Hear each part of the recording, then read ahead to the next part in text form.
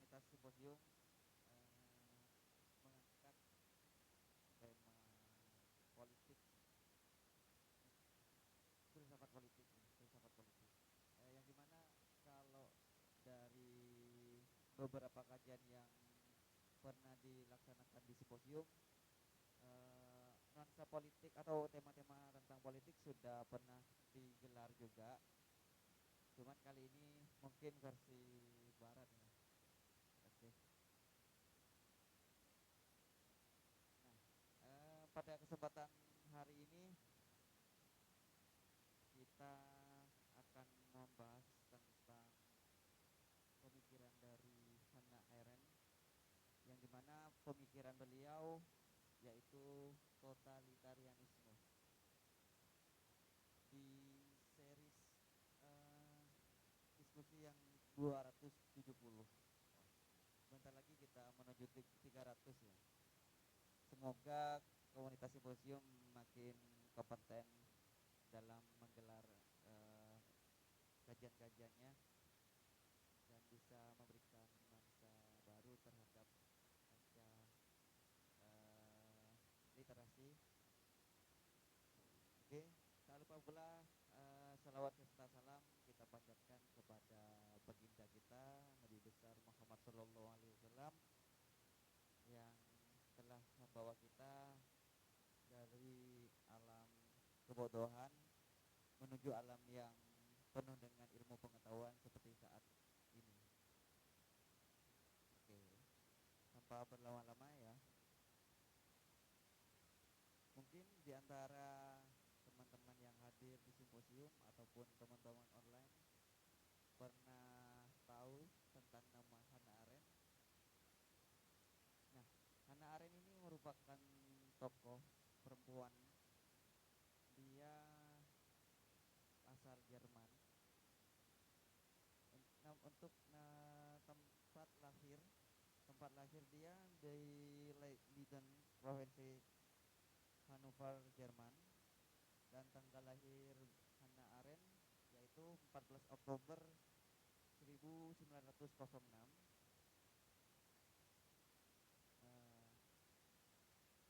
Untuk zodiak Libra ya, karena Oktober zodiaknya Libra dia.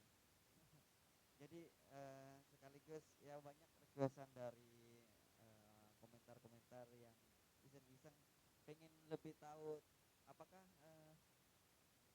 kepribadian filsuf juga terpengaruh dari zodiak katanya itu. Ada beberapa sentilan-sentilan komentar yang demikian. Ya, jadi zodiak dari Hannah Arendt itu Libra ya, teman-teman. Hannah Arendt wafat pada tanggal 14 juga, cuman beda bulan. Kalau lahirnya di bulan Oktober, kalau wafatnya di 14 Desember tahun 1975. Di umur beliau yang di umur 69 tahun, atau pasca kemerdekaan Indonesia yang udah setelah 30 tahun dari pasca kemerdekaan gitu. Jadi wafatnya Hannah Arendt itu pasca 30 tahun dari kemerdekaan Indonesia. Untuk Hannah Arendt ini banyak sekali title-title yang melekat terhadap beliau, karena memang Hannah Arendt bisa dibilang pemikir yang progresif gitu. Ada beberapa artikel yang menyebutkan demikian. Hannah Arendt dikenal sebagai filsuf politik. Ada yang menyebutkan bapak, walaupun sebenarnya dia perempuan, tapi bapak politik postmodernisme, pasca post gitu, pasca modernisme. Dia juga dikenal sebagai penulis, penyintas Holocaust, atau orang yang selamat dari penindasan Nazi pada saat itu. Jadi Hannah Arendt juga merasakan betapa nestapanya orang-orang yang memiliki latar belakang Yahudi pada saat Nazi dulu.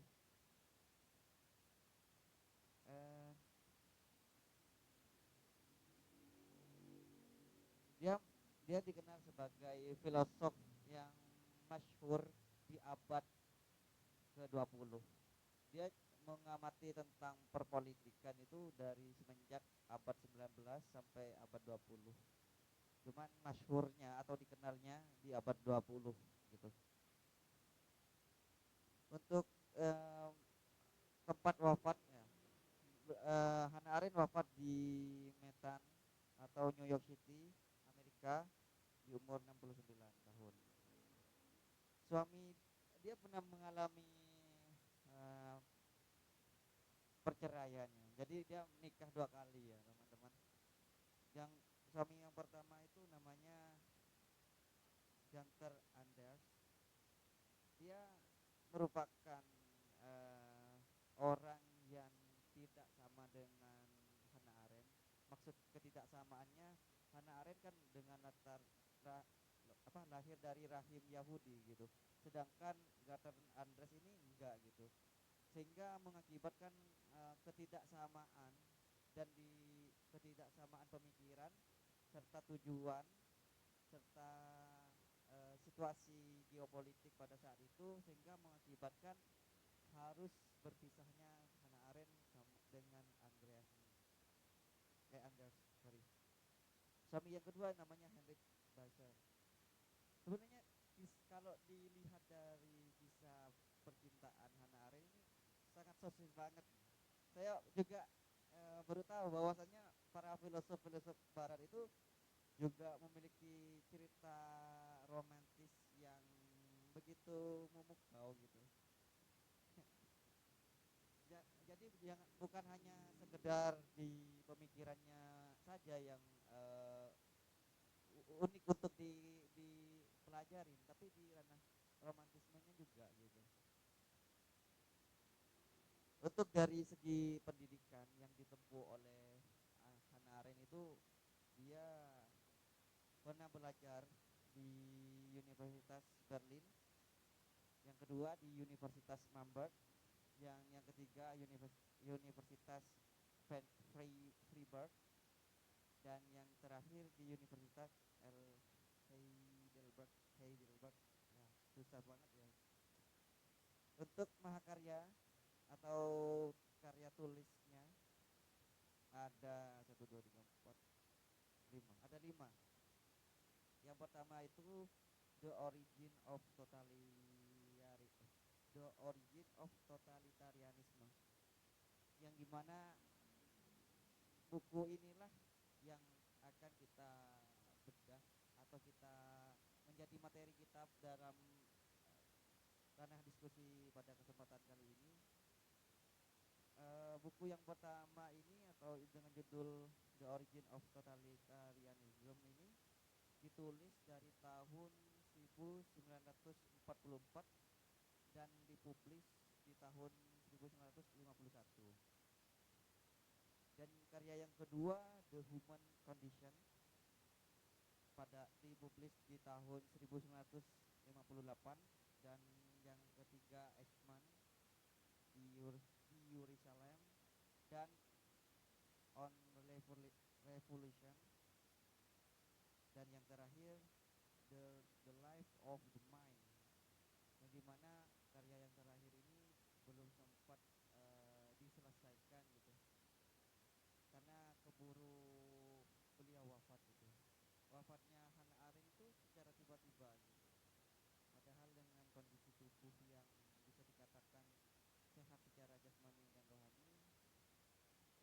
Cuman kalau di kalau kata orang Indonesia itu mungkin kena hal-hal yang mistis. Tapi ini filsuf yang nggak mungkin percaya hal yang demikian. Hannah Arendt itu meninggal karena punya penyakit jantung.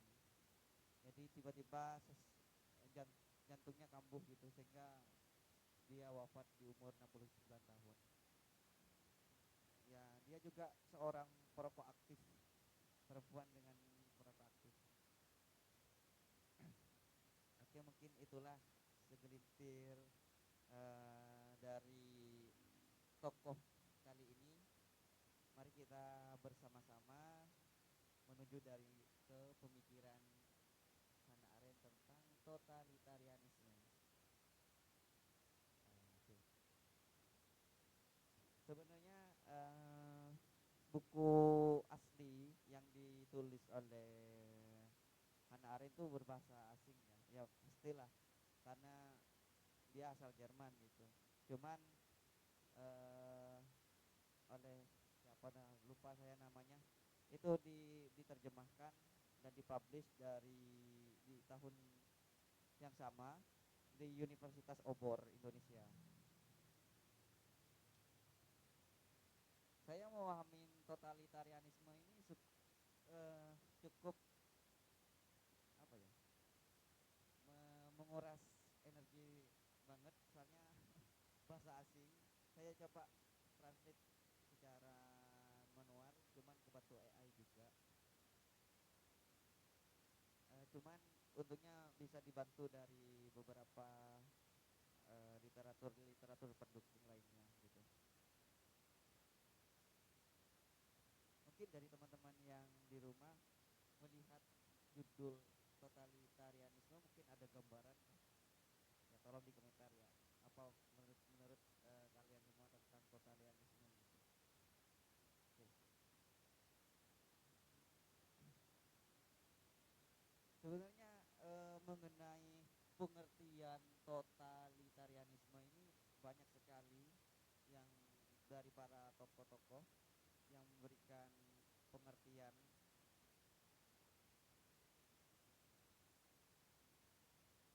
Banyak diantaranya ini totalitarianisme itu ini berbahasa asing ya, tapi artinya gini, totalitarianisme itu adalah rezim non demokrasi yang sangat tersentralisasi, memiliki beberapa bentuk ideologi yang kuat, yang berusaha mengubah dan menyerap aspek dasar negara, masyarakat, dan perekonomian dengan menggunakan berbagai lembaga yang disederhanakan oleh polisi. Ya, agak agak masih absurd juga, masih apa ya, masih abstrak, terlalu abstrak untuk definisi yang sedemikian. Cuman sebelum ke pengertian dari Hannah Arendt, bentar.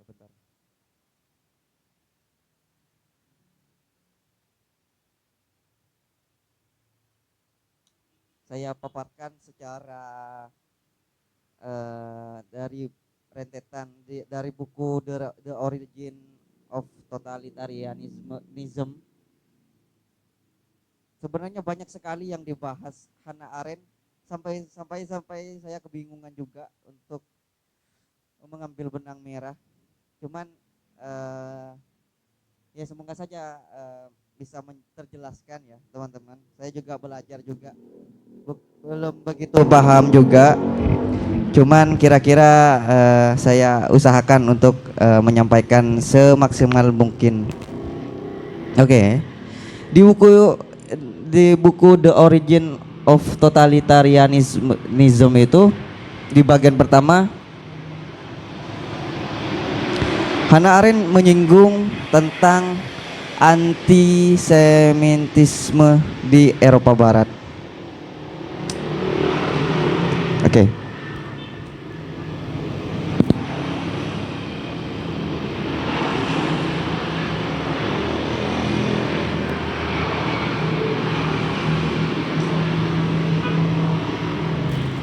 Oke, dari latar belakang ini nantinya akan berurutan tentang apa sih kegelisahan tentang totalitarianism ini dari Hannah Arendt itu sendiri. Jadi dia memulai dari antisemitisme. Sederhananya antisemitisme ini yaitu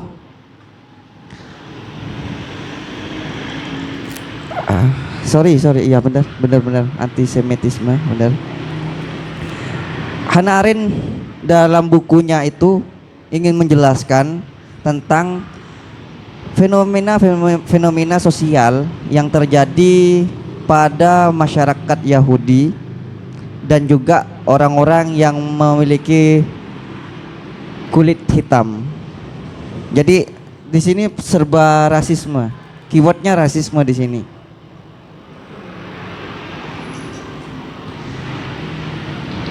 rasisme terhadap orang Yahudi, lebih khususnya ke orang-orang Yahudi. Banyak sekali menyebutkan Yahudi di sana.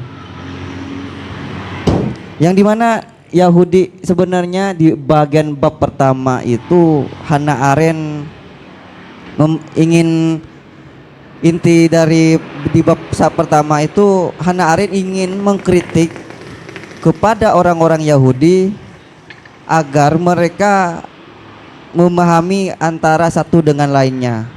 Karena gini, perlu diketahui di antisemitisme ini Yahudi itu terbagi dua.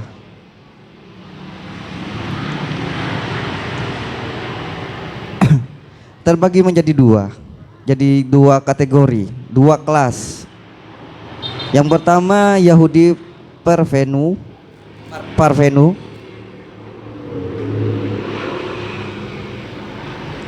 Dan yang kedua Yahudi Pariah. Oke. Simak baik-baik ya teman-teman. Saya agak pusing juga mencerna dari pemikiran Hannah Arendt ini juga. Jadi di bagian Yahudi ini itu dibagi menjadi dua kelas, yaitu Yahudi Parenu dan Pariah. Nah, untuk Yahudi yang Parenu ini adalah orang-orang Yahudi yang sudah termodernisasi. Dalam artian dia sudah terasimilasi dari persilangan antara kebudayaan Yahudi dan kebudayaan di era pada saat itu, mengikuti perkembangan zaman lah bahasa gampangnya. Yang Parvenu, saya kalau boleh menggunakan istilah ini mungkin biar lebih mudah ya, modern ya, bila panggil saja modern gitu. Yang sedangkan Pariah itu lebih ke klasik atau ajaran Yahudi yang murni gitu.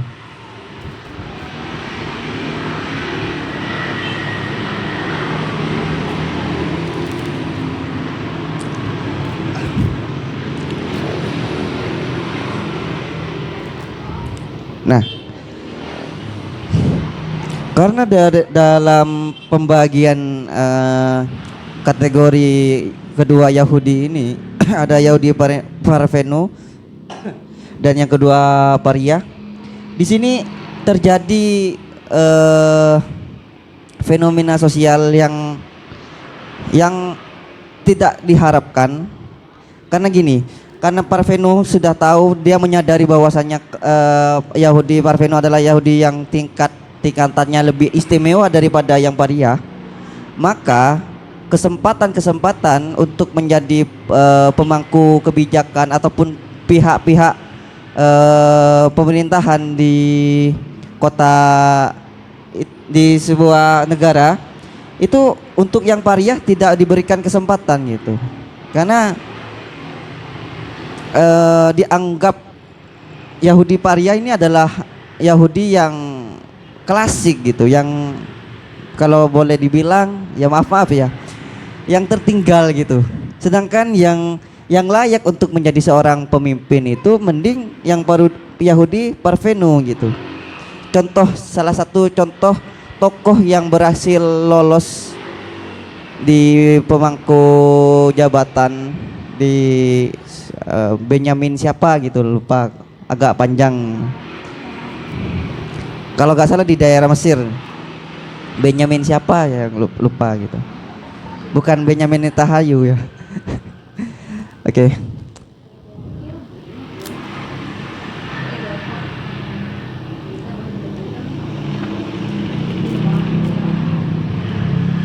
Jadi di sini di bab pertama di buku The Origin of Totalitarianism,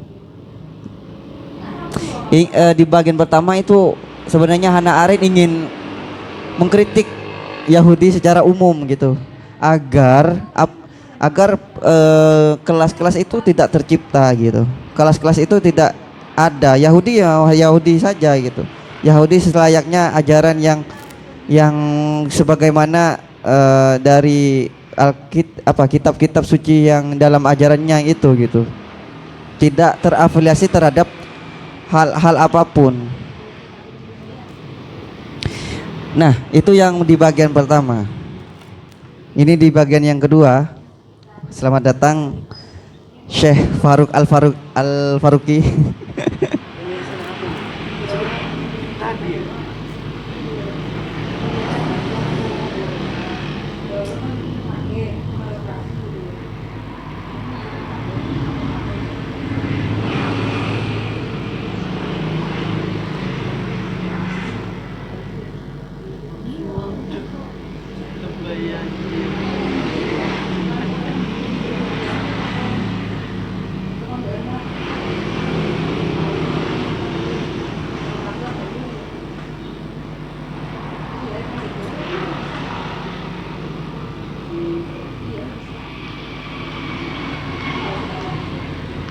Nah, di bab kedua dalam buku The Origin of Totalitarianism ini, Hannah Arendt ingin menyinggung tentang kebangkitan imperialis yang dimana dalam spesifik wilayah yang disinggung dalam buku tersebut yaitu daerah wilayah benua Eropa, utamanya Rusia dan Jerman.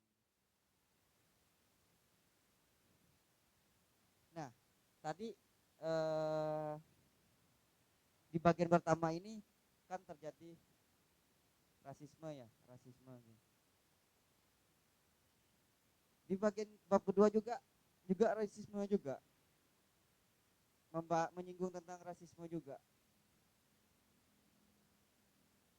Cuman di sini rasismenya bukan hanya sekedar Yahudi saja, tapi yang menjadi rasisme itu sudah menjadi senjata ideologis dengan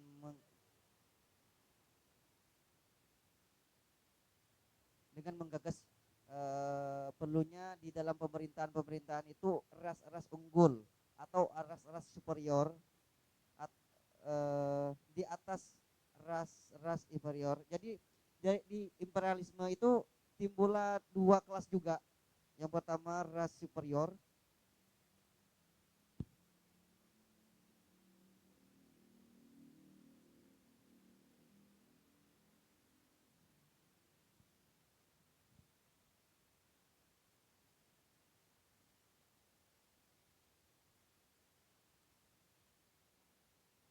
Nah, di dua kelas ini yang layak, dia juga sama, narasinya sama, yang layak untuk dijadikan sebuah pemerintahan itu adalah kelas-kelas superior. Siapa kelas-kelas superior itu?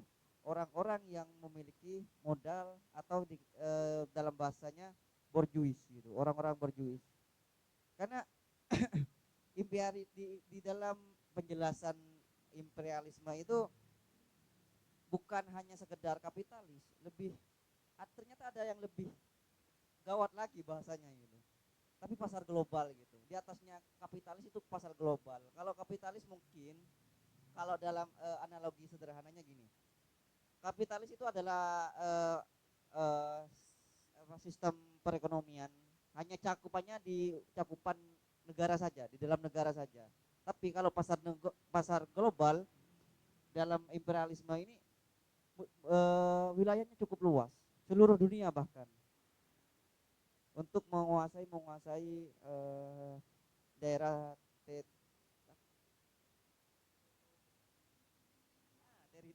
teritorial, untuk menguasai daerah teritorial gitu.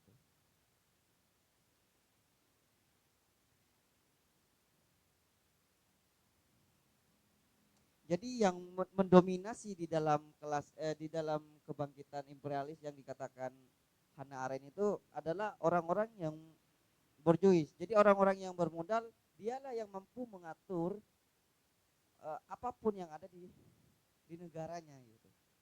Bahkan bukan negaranya saja, tapi yang bahkan sampai ke daerah lain gitu. Ya, kalau yang viral kemarin-kemarinnya, lu punya uang, lu punya kuasa gitu. Tai. yang kayak gitu ya, viral meme-meme yang kayak gitulah. Nah, oke. Nah, di bagian bab kedua, poin penting yang ingin disampaikan dalam bukunya The Origin of Totalitarianism, Hannah Arendt itu ingin menyampaikan bukan, sorry.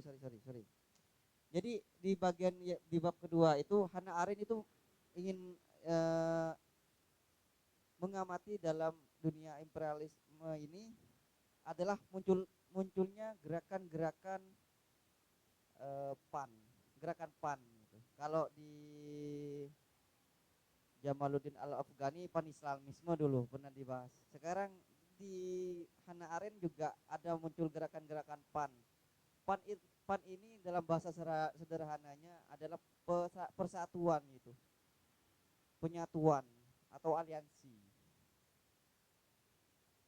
Jadi karena hanya orang-orang berjuis yang mempunyai power, maka timbullah gerakan-gerakan untuk membuat membuat power sendiri gitu. Kita memang nggak ada modal yang cukup besar untuk melawan kaum borjuis, maka untuk itu kita perlu ada kesadaran dan mari kita bergerak untuk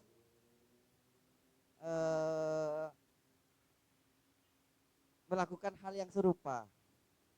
Nah, gerakan-gerakan yang muncul di dalam imperialisme ini ada dua gerakan. Yang pertama gerakan Pan-Slavia. Tera apa, Win? Oke.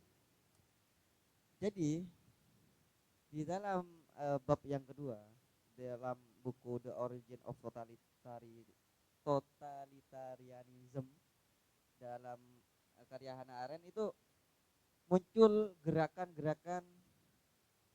gerakan di benua Eropa.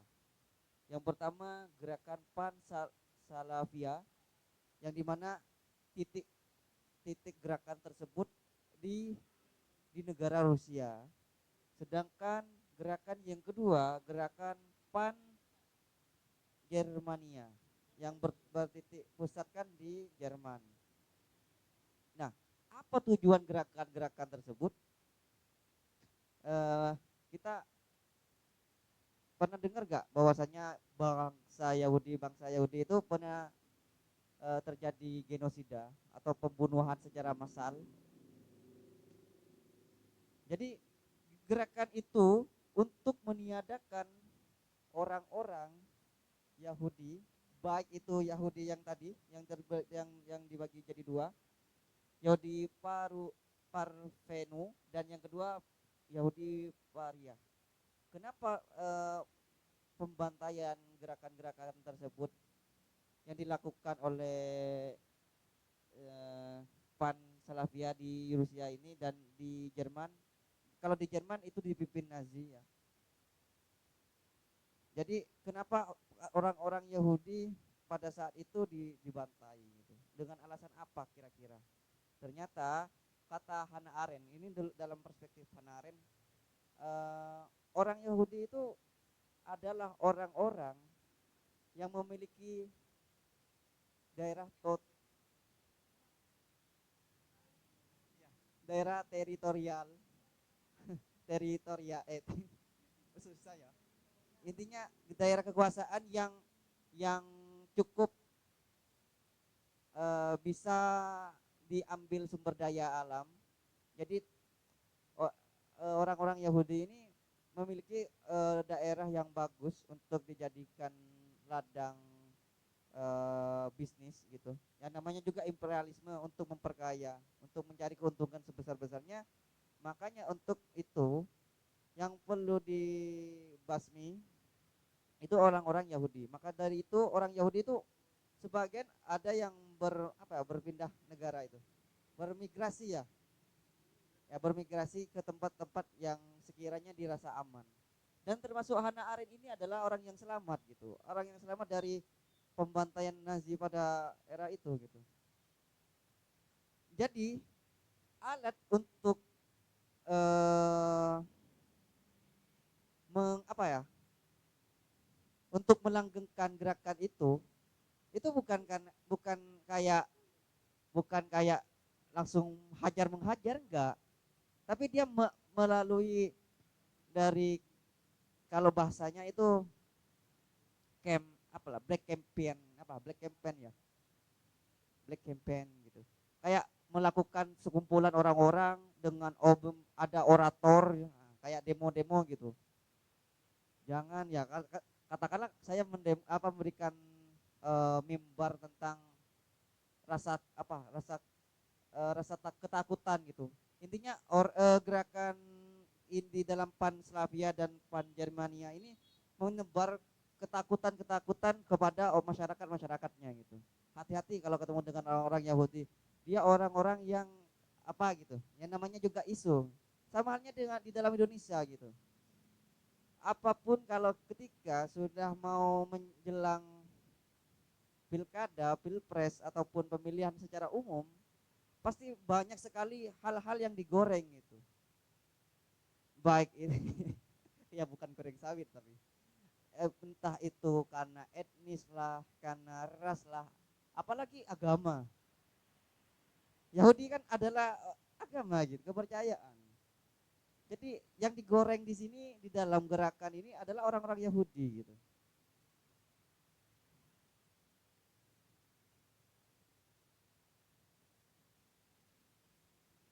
Karena apa? Sebab apa mereka melakukan hal tersebut? Karena di atas landasan otoritas nasional. Namanya juga di dalam berbisnis ya, kalau sudah ada modal atau kita sudah diberikan tawaran uang dengan sejumlah uang apapun, walaupun di daerah katakanlah eh, patuh dan tunduk terhadap hukum, bisa jadi tidak gitu. Karena nah kalau di Pan-Slavia di Rusia itu juga melakukan hal yang sama gitu. Sebagian orang-orang Yahudi itu diculik, ya, ya dihilangkan nyawanya gitu. Dengan atas otoritas nasional gitu.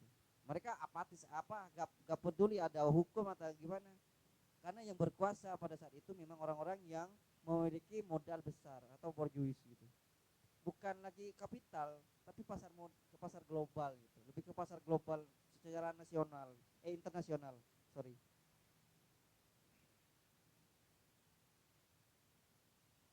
Nah, tadi kan ada ras superior, ras inferior.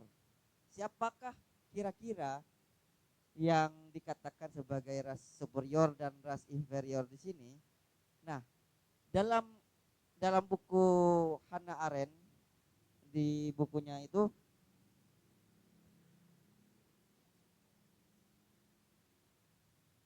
ras superior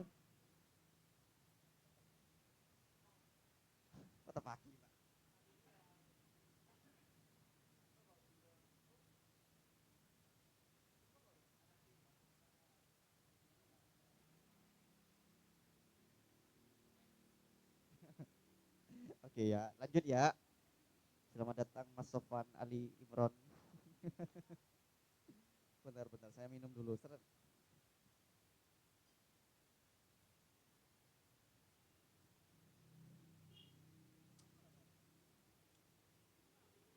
Nah, tadi muncul dua ras. Yang pertama ras superior dan ras inferior. Ras superior itu adalah ras yang memiliki kepentingan masing-masing, sehingga eh, tak jarang walaupun sama-sama superiornya, dia saling ada gesekan-gesekan gitu, ada sikut-sikut menyikut gitu. Nah, untuk ras inferior ini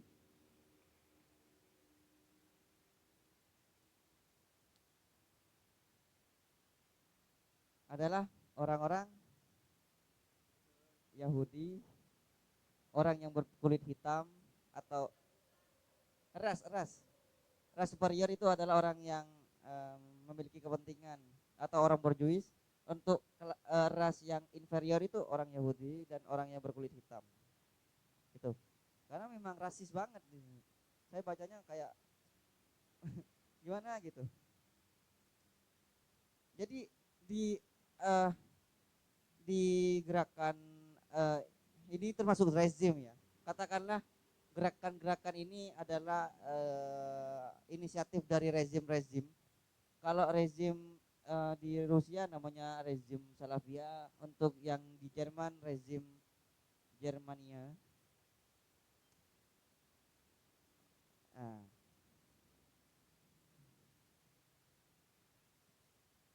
nah kebanyakan orang-orang yang memiliki ras inferior itu adalah orang-orang yang berkulit putih. Walaupun ada sebagian Yahudi, makanya ada pengkhianat di sini.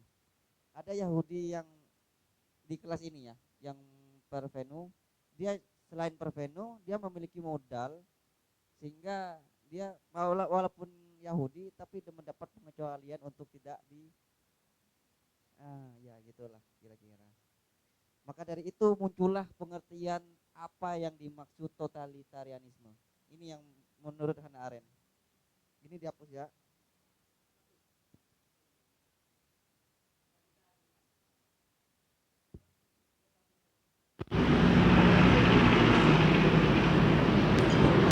Jadi pengertian yang diberikan Hannah Arendt terhadap totalitarianisme dalam buku yang saya terjemahkan itu gini. Jadi totalitarianisme adalah yakni rezim yang ingin berekspansi dan mendominasi seluruh dunia dan mengatur seluruh aspek kehidupan warganya hampir tanpa basis legitimasi yang demokrasi sama sekali. Jadi bisa dibilang rezim-rezim dalam untuk melanggengkan status quo-nya, dia melakukan cara-cara apapun, bahkan dia tidak segan-segan untuk menghilangkan nyawa seseorang gitu, atau dari warganya sendiri, karena untuk menggapai tujuannya itu hampir sama kayak di negara Wakanda ya ternyata. Jadi cara intinya totalitarianisme itu ya seperti itu pengertian yang diberikan dari Hannah Arendt. Bahkan orang-orang yang melakukan pembunuhan itu menggunakan pihak-pihak seperti pengaman negara, ya, polisi, tentara dan aparatur keamanan lainnya gitu. Ya hampir sama dengan yang terjadi di negara Wakanda ya. Khususnya di era pasca penculikan 98 gitu. Aktivis-aktivis. Ya, intinya kayak gitulah. Oke. Kembali lagi kepada pembahasan Yahudi barusan. Ini ada bab tersendiri. Tadi hanya cuman penjelasan sederhana ya. Jadi diantara selain perbedaan kasta dalam Yahudi ini, Yahudi Parlah dan ada dua ya, Yahudi Parlah, yang kedua Yahudi Parlah, yang kedua Yahudi Parvenu. Nah, untuk Parlah ini, Yahudi yang Parlah ini adalah orang-orang lapisan luar kasta dalam orang-orang luar di dalam istilah kalau di Hinduisme kan ada kelas-kelas kan. Ya sama di dalam Yahudi ada kelas-kelasnya juga. Dan kebetulan hak Yahudi Parlah itu adalah lapisan terluar gitu, orang-orang marginal gitu, orang-orang yang terpinggir. Nah, untuk sedangkan Yahudi Parvenu itu adalah orang Yahudi yang memiliki modal atau istilah zaman sekarang itu OKB, orang kaya baru. Jadi orang orang-orang Parvenu adalah Yahudi Yahudi yang memiliki modal besar gitu.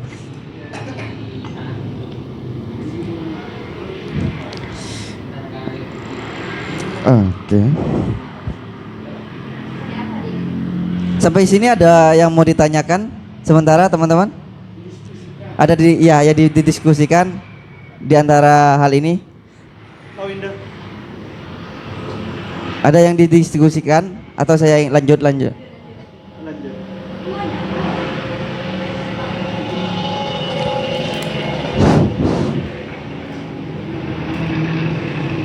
Oke.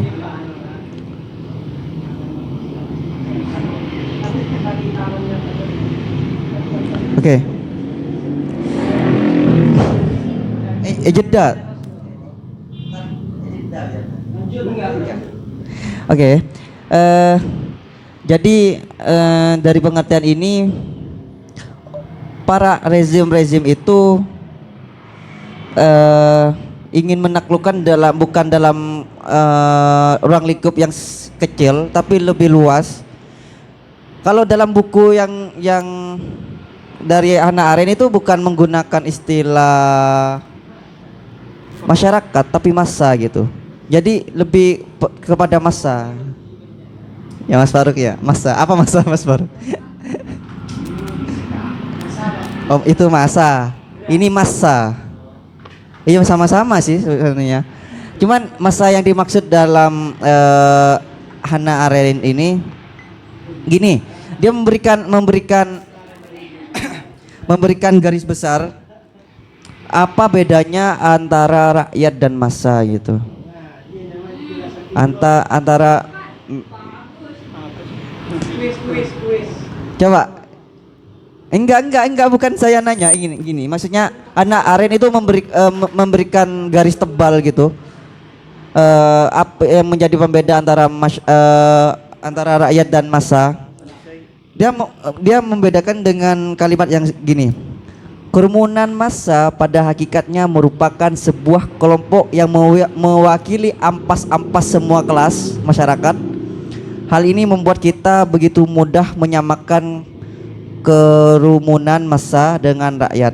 Sebab rakyat juga terdiri dari semua lapisan masyarakat. Oke, artinya gini. Dalam massa itu bisa disebut massa karena pada saat itu gencar-gencarnya sering terjadi black campaign gitu. Jadi sering ngumpul gitu. Sesekali dalam setiap minggu, setiap bulan, setiap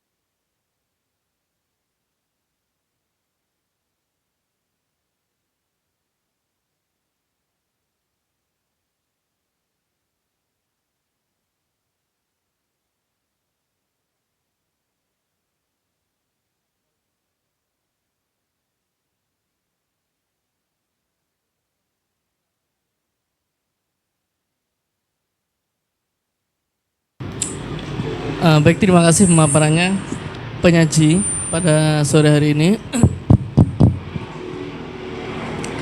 Eh, Membaca Hannah Arendt, memang kita tidak bisa lepas dari pemikirannya tentang aktivitas politik ya, terutama dalam gagasannya mengenai totalitarianism.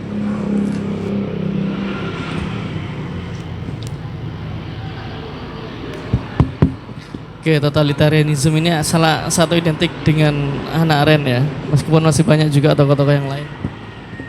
Di dalam totalitarianism, ya mungkin saya tertarik pada salah satu pembahasan penting. Mungkin tadi luput dari penjelasan penyaji tentang adanya banalitas kejahatan ya, atau banalitas kekerasan. Saya juga pernah menulis itu dulu di webnya Simposium tentang banalitas kejahatan. Jadi di dalam rezim totalitarianism kita mengenal istilah banalitas kejahatan atau kekerasan, kata Hannah Arendt itu ya. Jadi suatu istilah yang merujuk pada kondisi di mana kekerasan atau kejahatan itu bukan lagi suatu yang merujuk pada moralitas, tapi merujuk pada kenormalitas. Jadi ada pergeseran dari abnormalitas kepada normalitas kejahatan. Artinya gimana?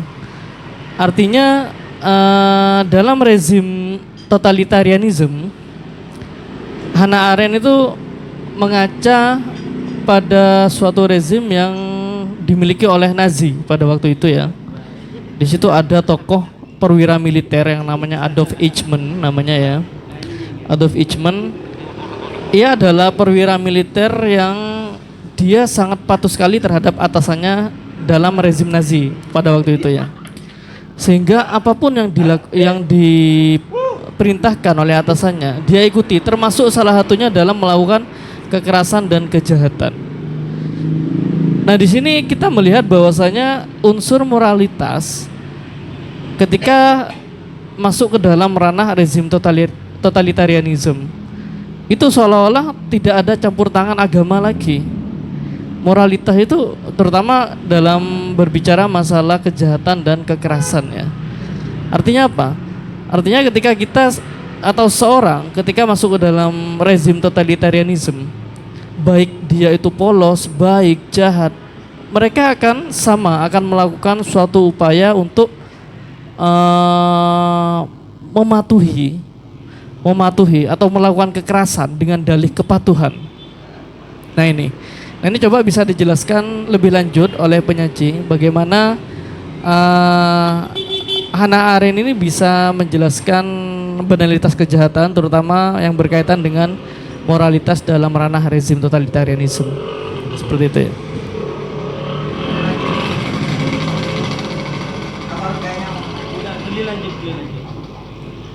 Ya. Dalam ranah moralitas ini yang saya luput dari pembacaan saya. Cuman saya ingin menjelaskan sebelum hal itu, sebelum menjawab ke pertanyaannya Pak Fakih. Jadi ada 3 poin yang sering disinggung dan banyak dijadikan rujukan jurnal ilmiah di dalam pembahasan totalitarianisme milik Hannah Arendt itu. Yang pertama itu ya tadi imperialisme, yang kedua antisemitisme, semitisme dan antisemitisme, dan ada pembahasan tentang mundurnya bangsa atau negara dalam melindungi warga gitu. Jadi kok bisa orang-orang Yahudi itu sampai terjadi genosida atau banalitas tadi ya. Sebenarnya memang dari saya juga kebingungan gini. Kebingungan yang saya bingungkan, apa jangan-jangan hal itu karena di atas dasar ketakutan yang atau kepatuhan ya. Memang gaya dari rezim itu adalah menebar ketakutan gitu. Makanya para para pihak pengaman negara seperti tentara ataupun polisi gitu sangat tunduk dan patuh terhadap atasannya, ya karena itu, karena adanya penyebaran ketakutan itu. Jadi siapa saja yang melawan pada rezim, maka tidak segan-segan untuk dilakukan banalitas itu. Dan hal itu sebenarnya saya juga mencari secara segi hukum gitu. Gimana hukum yang berjalan pada masa itu gitu. Ternyata para para apalah namanya totaliter itu menggunakan delik delik keamanan gitu. Delik keamanan negara gitu. Jadi orang-orang yang dirasa tidak patuh dan tunduk terhadap rezim, maka pihak pemerintah tidak segan-segan untuk melakukan menghilangkan nyawanya gitu. Dan itu memang ciri khas dari rezim gitu. Dan bahkan dengan dasar legitimasi. Jadi seakan-akan kayak membuat peraturan kebijakan yang mengharuskan sedemikian. Siapapun yang menentang rezim, maka jangan sungkan-sungkan untuk lakukan pembunuhan. Nah, karena apa? Kenapa kok jadi orang Yahudi menjadi sasaran empuk terjadinya banalitas gitu? Di dalam buku The Origin itu tebalnya 500 ya. Kalau mau baca silakan teman-teman. Tapi banyak rujukan dari artikel ilmiah mengatakan gitu. Kan dianggap misal terjadi pemilihan umum di negara Jerman pada saat itu. Maka kayak menghindari, ya memang kan kalau di masuknya Adolf Hitler atau Nazi itu sudah bukan demokrasi lagi, tapi lebih ke komunis. Ideologi yang dianut komunis, bukan demokrasi lagi. Mungkin ini cikal bakal dari komunis, saya kurang tahu juga. Teman-teman tolong koreksi saya gitu. Apakah cikal bakal dari komunis? Kan komunis menjamin kehidupan masyarakat asalkan tidak mengkritik. Ya kalau nggak salah kayak gitu ya. Mengkritik ataupun melakukan pencemaran nama baik terhadap pemerintah atau melakukan perlawanan gitu. Karena di negara rezim di Rusia dan Jerman utamanya, pihak oposisi itu tidak ada toleransi bagi pihak oposisi gitu.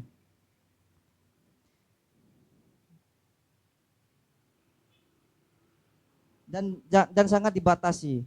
Cuman yang lolos dari Yahudi yang memiliki kelas Yahudi Parvenu yang memiliki kelas superior itu pun hanya segelintir gitu. Karena atas dasar sumber daya alam yang dimilikinya dan kesadaran mereka, seandainya mereka mengetahui bahwasanya wilayah yang dia tempati adalah wilayah yang strategis dari segi sumber daya alam, maka yang ditakuti oleh rezim itu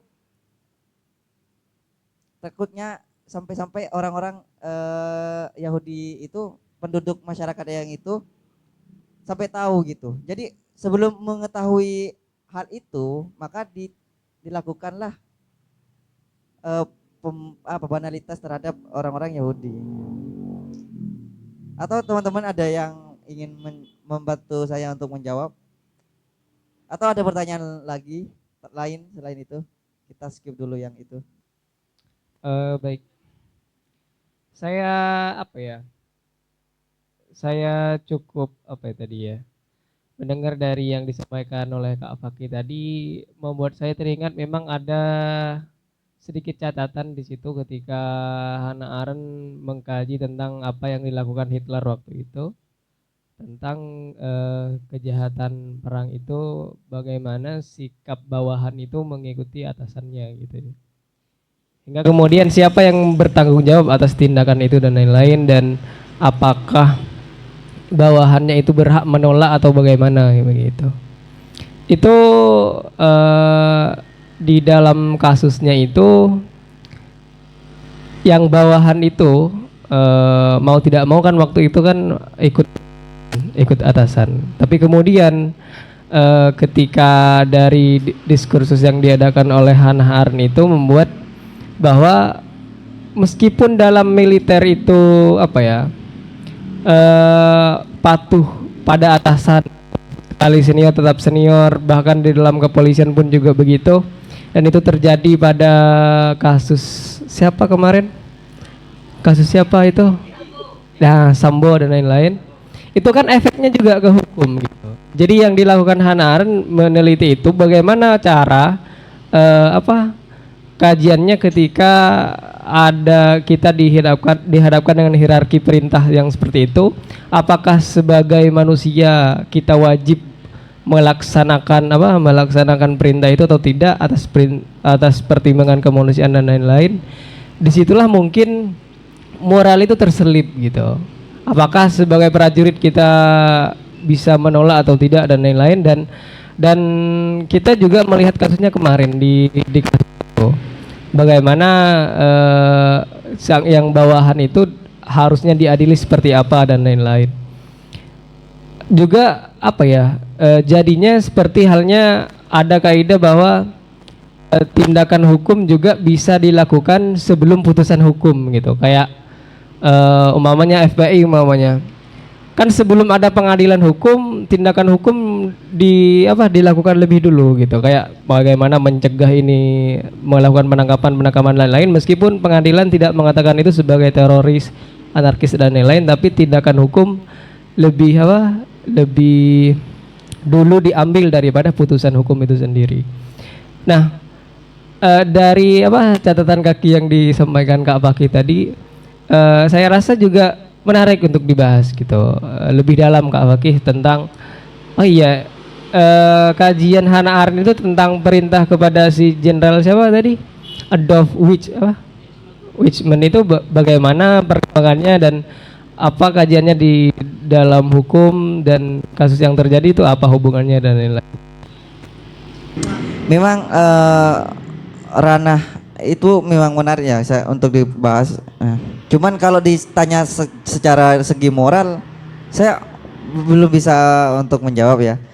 Cuman gini lagi, dari ciri khas rezim Nazi, utamanya orang-orang yang totalisme gitu. Dia seringkali seorang pemimpin di rezim itu sangat ingin untuk diagung-agungkan gitu, sampai melebihi dewa gitu. Dan rezim totaliter itu seringkali muncul dari visi utopis tentang masyarakat yang sempurna.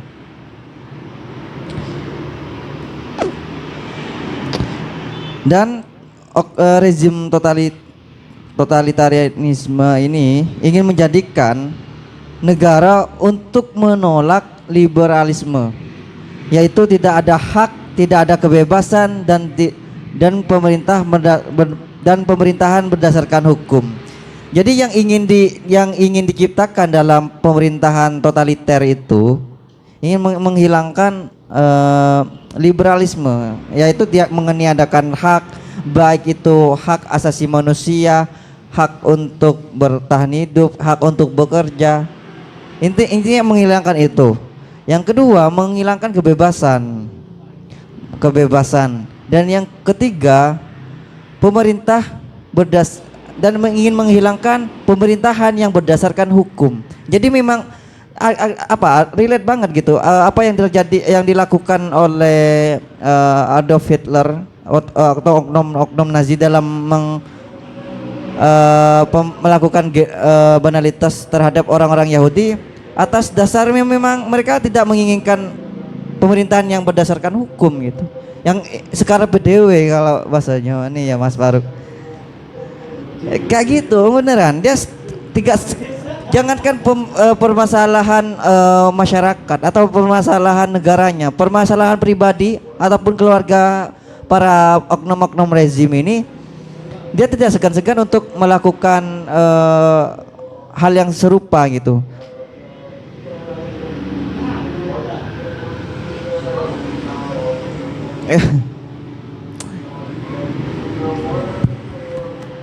Mau nanya? Ya, ada tanggapan atau ada pertanyaan lain dari teman-teman? Iya, cek. Ya. Jadi begini ya.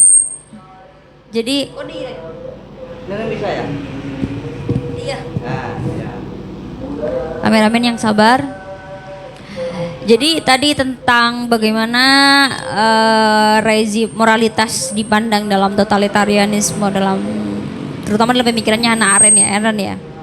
Saya melihat bahwa justru sangat jelas sekali bahwa moralitas tidak lagi dipandang sebagai, karena tadi kan disinggung oleh penyaji bahwa oke, bagus. Jadi tadi kan disinggung oleh penyaji tentang bagaimana teror itu dijadikan sebagai alat politik, bagaimana menciptakan ketakutan-ketakutan sehingga tidak terjadi makar lah istilahnya, atau upaya-upaya yang dianggap mengancam pemerintah atau mengancam rezim gitu kan. Maka dari situ saya rasa sudah sangat jelas sekali bagaimana ada proses dehumanisasi, ada moralitas tidak lagi dipandang sebagai sesuatu yang penting, hak asasi manusia tidak dianggap sebagai sesuatu yang penting karena semuanya dipandang melalui sudut pandang politik dan ideologis. Makanya kalau kita melihat bagaimana totalitarianisme dalam kasus komunisme atau kasus Rusia yang di masanya Stalin ya, sama masanya siapa tuh, Adolf Hitler, Nazi di Jerman dulu, itu menunjukkan bahwa dua hal tadi itu sudah tidak lagi dianggap sebagai, sudah tidak lagi ada kepedulian terhadap hak asasi manusia, karena bahkan mereka tidak dianggap sebagai manusia, karena pembantaian semacam itu dianggap sebagai upaya-upaya politik, sehingga manusia tidak dianggap sebagai subjek tapi sebagai objek politik. Makanya saya rasa moralitas sudah tidak lagi, sehingga wajar kalau banalitas kekerasan itu menjadi salah satu alat yang digunakan oleh rezim totalitarianisme untuk melancarkan kekuasaannya atau melanggengkan kekuasaannya gitu. Nah, itu tanggapan saya soal banalitas tadi. Yang ingin saya tanyakan sekarang tentang totalitarianisme ini. Dua kasus yang dibawa dari Stalin sama Adolf Hitler tadi, dan bagaimana totalitarianisme dianggap sebagai sesuatu yang mengancam demokrasi. Saya kemudian bertanya-tanya, apakah kemudian satu-satunya solusi atau apa solusi yang ditawarkan Hannah Arendt? Apakah hanya dengan revolusi? Padahal kalau kita tarik bagaimana totalitarianisme sampai meledak dari mulai komunisme sampai Nazi, itu kan karena kekuatan ideologis, dan bagaimana kekuatan ideologi itu mendapatkan perangkat-perangkat yang sempurna melalui alat-alat politik, teror-teror dan lain sebagainya. Lalu bagaimana kemudian kita menemukan celah untuk menyusupkan demokrasi itu gitu, bibit-bibit demokrasi itu? Atau apakah kemudian jika suatu negara mulai memasuki rezim ini, apa yang bisa kita lakukan gitu? Sedangkan kita tahu bahwa mungkin tanpa kita sadari totalitarisme sudah mulai menyusup dalam ruang-ruang publik gitu kan. Kekerasan mungkin sama mungkin ketika Machiavelli, saya jadi ingat Machiavelli ya, ada in principle itu tentang bagaimana pemerintah atau kepala negara itu menggunakan kekerasan sebagai upaya untuk menundukkan rakyat gitu kan. Atau bagaimana kemarin tentang filsafat politik yang ketika membicarakan tentang penggunaan kebijakan untuk melaksanakan ketika berada dalam upaya-upaya darurat gitu misalnya. Situasi darurat itu digunakan sebagai privilege. Maka itu saja sudah sangat parah, sudah sangat merusak gitu. Apalagi totalitarianisme yang hampir semua aspek dari mulai psikologis, psikis rakyat sampai ke aspek-aspek sosial, budaya dan semuanya itu sudah diambil atau dikuasai oleh negara. Lalu aspek lubang-lubang yang mana yang bisa kita masuki gitu? Apakah hanya dengan revolusi gitu kan? Atau bagaimana? Itu yang ingin saya tahu, apakah itu disinggung dalam buku-buku karya-karya Hannah Arendt yang lain atau bagaimana? Itu aja sih. Kalau kita mengaca kepada dua rezim sebelumnya, oke? Thank you.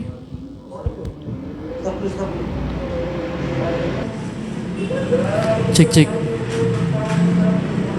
Nah, dari fenomena banalitas kejahatan kekerasan tadi, pada akhirnya kita